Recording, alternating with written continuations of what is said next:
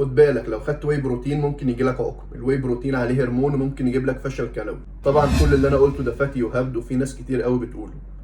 اول حاجه الواي بروتين هو مكمل غذائي بيتصنع من شرش اللبن، بيعدي بعمليات تصنيع وفلتره كتير قوي لحد ما بيوصل في صوره البودر اللي احنا بناخده.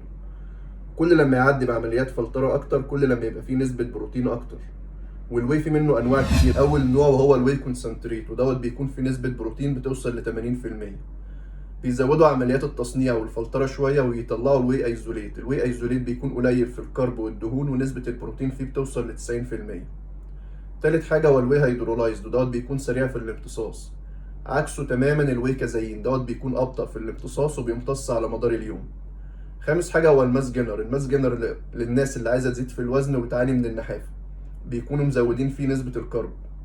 سادس حاجه هو البلندد واي بروتين، ودوت بيكون ميكس ما بين الايزوليت وما بين الكونسنتريت.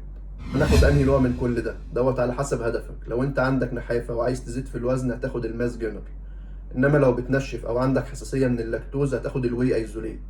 لو لسه بتضخم هتاخد لا اما الواي كونسنتريت لا اما الواي بلندد. ولو عاوز حاجه امتصاصها بطيء هتاخد الواي كازايين.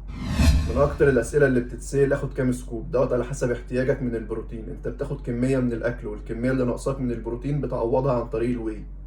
طب اخده في يوم الراحه ولا اوقفه؟ احنا مش بنبطل اكل في يوم الراحه، والواي بديل للاكل زيه زي الفراخ والسمك واللحم. فانت جسمك محتاج للغذاء حتى لو في يوم راحه.